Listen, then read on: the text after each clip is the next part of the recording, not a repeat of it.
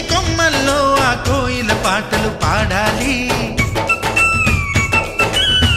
చుట్టాలు పక్కాలొచ్చి కమ్మని విందులు చెయ్యాలి. చూసేటి ఊరు వాడ మనసారా దీవించాలి.